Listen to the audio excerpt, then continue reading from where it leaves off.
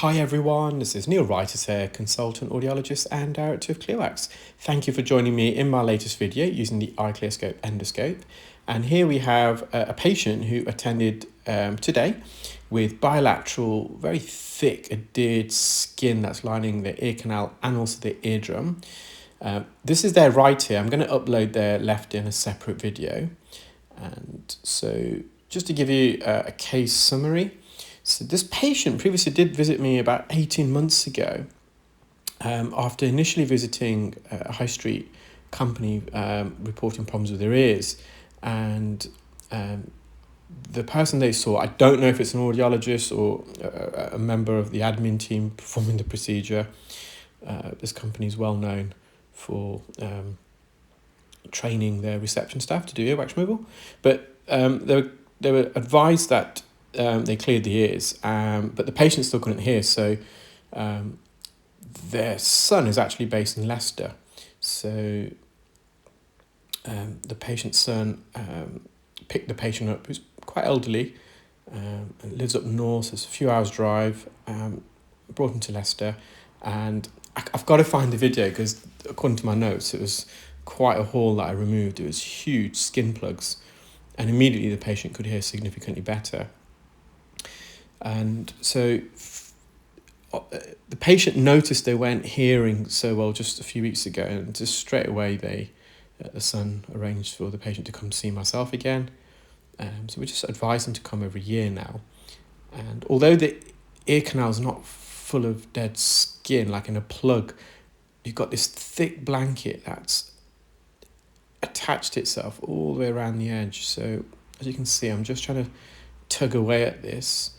There's a few hairs there that are matted, and I'm just going all the way around the periphery, just loosening. So you can see that tugging motion, just loosening it. Now, I will go to the forceps in a moment, but before I do, I just want to give myself the best opportunity to pull this out with the forceps.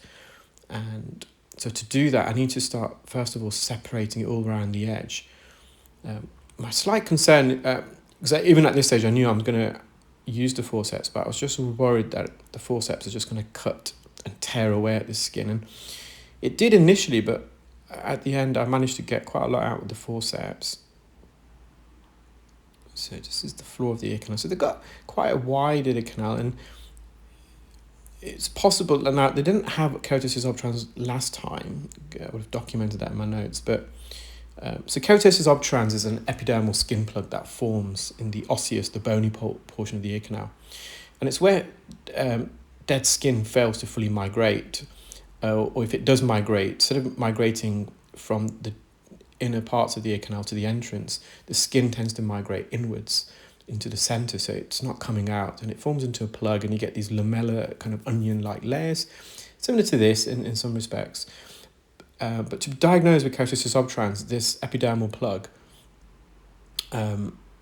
forms into quite a substantial plug, which can be painful, and it can cause the remodeling of the ear canal. So the ear canal, the bony part, can change shape, and that's through a process called bony resorption. So it might have been pre-keratosis obtrans last time, although there was a huge amount. The patient didn't have any pain.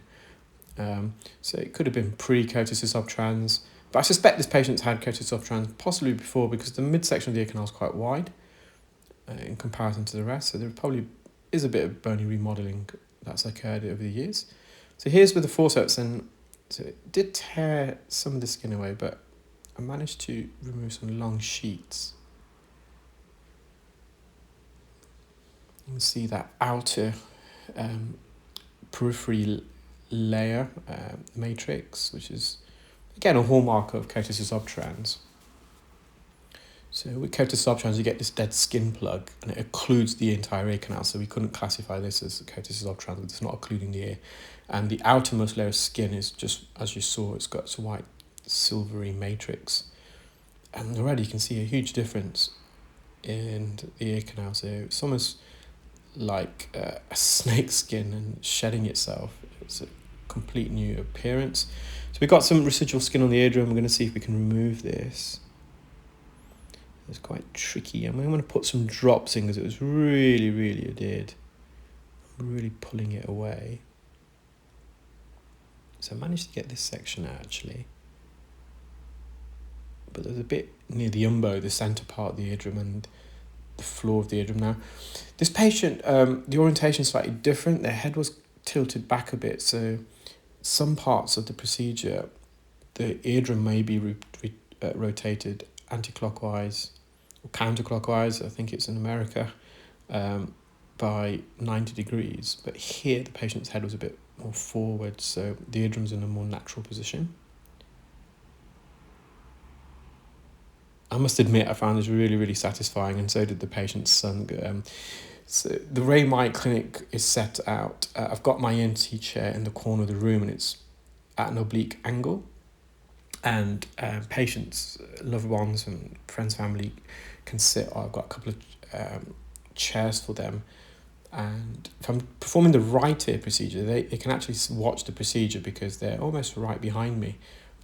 They can look over my shoulder. With the left side, it's more tricky because it's on the other side of the room and there's not much space there and there's no seating there. So even the patient's son was finding this quite satisfying and was quite shocked by how much skin that their father had. So I'm just going to go to the floor of the eardrum and just slowly tugging upwards.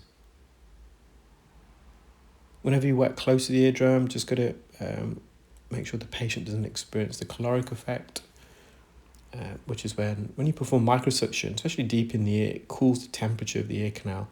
And the cooling of the ear canal can inhibit the function of the organ of balance, which is in the inner ear. And the brain then receives mixed messages from both ears because in the right ear, because the organ of balance is inhibited, they're getting less signals from this ear compared to their left ear. So it tricks the brain almost into believing you're moving, but you're not. And then you can experience vertigo, and patients can experience rotary nystagmus of the eyes as well.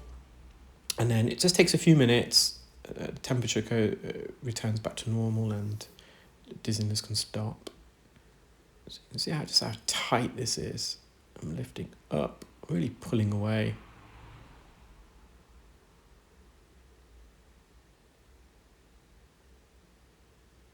So I'm just going to go from left to right.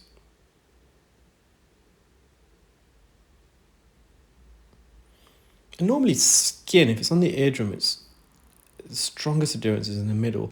And actually the centre of the eardrum, the umbo, so at the part of the hammer bone that attaches to the middle of the eardrum, it's in that region where all this skin is formed. It's formed and created at the centre of the eardrum, and then as it's formed, it moves sideways and radially across the eardrum. So all the skin that lines the inner tooth section of the ear canal, the epidermis skin cells, actually originate from the middle of the eardrum, and then they radially migrate around the edge of the eardrum and slowly should migrate towards the entrance. Well, I hope you enjoyed that video, guys, and you found it as satisfying as I did. And take care, keep well, and speak soon. Bye.